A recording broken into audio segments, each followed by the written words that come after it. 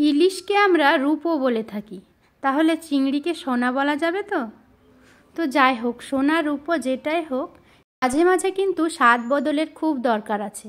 তাই আজকে আপনাদের সঙ্গে আমি চিংড়ি মাছের পাতুরি নিয়ে চলে এসেছি। এই চিংড়ি পাতুরি যতটা দেখতে রাজকীয়, ততটাই কিন্তু সহজে বানানো যায় মাত্র দুটো উপকরণ দিয়ে।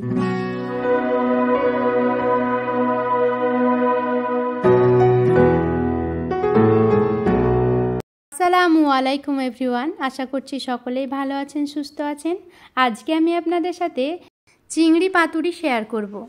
কলা পাতায় এই চিংড়ি পাতুরি খুবই সহজভাবে আর খুবই কম সময়ে বানানো যায়, আর খেতেও হয় খুবই সুস্বাদু।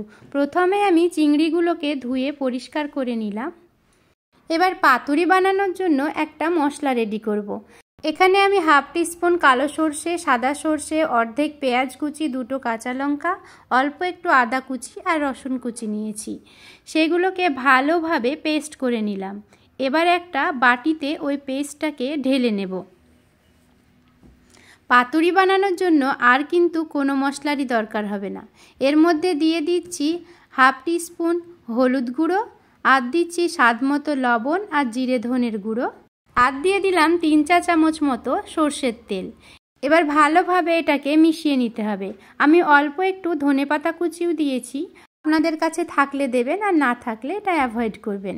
এবার চিংড়িগুলোকে ভালোভাবে আমি মাখিয়ে নেব এই মশলার মধ্যে। মশলাটা ভালোভাবে মাখিয়ে নিয়ে ম্যারিনেট করে আমি এটাকে রেস্টে দিয়ে দেব কিছুক্ষণের জন্য। ততক্ষণে আমি কলা পাতা নিয়ে চলে এসেছি। এবার কলা পাতাগুলোকে আমি পাতুরি করার জন্য ঠিকঠাক সাইজে কেটে নেব। যারা শহরে থাকেন তারা বাজারে এরকম কলা পাতা কিন্তু কিনতে পেয়ে যাবেন, আর যারা গ্রামে থাকেন তারা তো বাড়িতেই পেয়ে যাবেন। এইভাবে কলা পাতাগুলোকে সাইজ করে কেটে নিয়ে ধুয়ে ভালোভাবে পরিষ্কার করে নিলাম। তারপর একটা কাপড় দিয়ে মুছে নিয়েছি। এবার পাতুরি বানানোর জন্য কলা পাতাগুলোকে নরম করে নেওয়ার জন্য হালকা করে গ্যাসে একটু আগুনে তাতিয়ে নিচ্ছি, যাতে পাতাটা নরম হয়ে যায় আর ভাজ করতে সুবিধা হয়। এভাবে পাতাগুলোকে নরম করে না নিলে পাতুরি বানানোর সময় পাতাগুলো কিন্তু ভেঙে যায়, ভেতরের মশলাগুলো বাইরে বেরিয়ে চলে আসে। এবার সব পাতাগুলো আমার তাতিয়ে নেওয়া হয়ে গেছে। এখানে আমি খুবই অল্প পরিমাণ চিংড়ি নিয়েছি, তাতেই আমার 3টে মতো পাতুরি কিন্তু হয়ে যাবে। এবার একটা কলা পাতা নিয়ে অল্প একটু চিংড়ি আমি এই কলা পাতার মধ্যে দিয়ে দিলাম, আর এখানে কাঁচা লঙ্কা চেরা দিয়ে দিলাম। তারপর এইভাবে ভাজ করে নেব। আপনারা ভিডিওতে লক্ষ্য করবেন, তাহলে ভাজ করাটা ভালোভাবে বুঝতে পারবেন। এমনভাবে ভাজ করতে হবে যাতে ভেতরের কোনো মশলা বাইরে বেরিয়ে না আসে।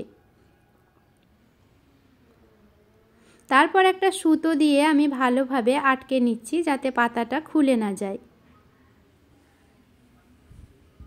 আপনারা আপনাদের সুবিধা অনুযায়ী ভাজ করবেন, সুতো দিয়ে বাঁধবেন। এমনভাবে বাঁধবেন যাতে পাতুরির মশলা কিছু বাইরে না আসে। খুবই অল্প খরচে কিন্তু এই পাতুরিগুলো বানিয়ে নেওয়া যায়। অল্প চিংড়ি মাছ দিয়েই কিন্তু এইরকম 2-3টে পাতুরি আপনি রেডি করে নিতে পারবেন। আর বাড়িতে গেস্ট আসলে যদি তাদের পাতে এইরকম একটা পাতুরি থাকে, তাহলে কিন্তু আলাদা রকমই একটা আপ্যায়ন হয়ে যায়। এইভাবে আমি 3টে পাতুরি রেডি করে নিয়েছি।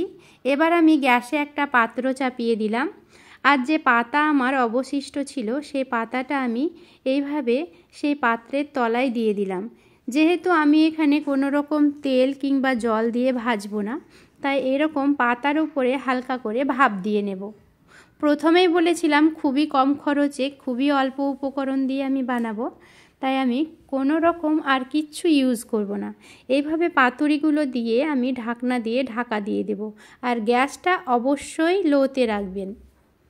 5 থেকে 6 মিনিট পরে ঢাকনাটা উল্টে আমি পাতুরিগুলোকে একবার উল্টে দেব। খুবই সাবধানে পাতুরিগুলো উল্টে দেবেন, যাতে পাতাগুলো ছিঁড়ে না যায়, বাইরে বেরিয়ে না আসে কোনো কিছু পাতুরির। এভাবে আমি প্রত্যেকটা পাতুরি উল্টে দিয়ে আবারও ঢেকে দেব 5-7 মিনিটের মতো। আপনাদের যদি মনে হয় তলায় পুড়ে যাচ্ছে, লেগে যাচ্ছে, তাহলে অল্প একটু জল দিয়ে দিতে পারেন। এইভাবে আমি 5-7 মিনিট পর একবার চেক করে নিলাম যে পাতুরিগুলো একদম রেডি হয়ে গেছে। মাছ কিন্তু বেশিক্ষণ সেদ্ধ হতে টাইম লাগে না, 15 মিনিটের মধ্যে পাতুরি রেডি হয়ে যাবে। তারপরেও গরম থাকা অবস্থায় আমি ঢাকনা দিয়ে ঢেকে রেখেছিলাম যাতে প্রপার এটা রান্না হয়ে যায়। এবার একটা খুলে দেখাই চলুন। আপনারাও কিন্তু বাড়িতে অবশ্যই বানাবেন এই রকম চিংড়ি পাতুরি। আর কেমন লাগলো কমেন্টের মাধ্যমে অবশ্যই আমাকে জানাবেন। ভালো লাগলে লাইক কমেন্ট শেয়ার করতে ভুলবেন না। দেখতে পেলেন কলা পাতার ভেতর থেকে কীরকম সোনা বেরোলো, খুবই সুন্দর সেদ্ধ হয়েছে আর খেতে কিন্তু দুর্দান্ত হয়েছে। আজকের ভিডিও এই পর্যন্তই, দেখা হবে পরের ভিডিওতে। ততক্ষণ পর্যন্ত সকলেই ভালো থাকবে।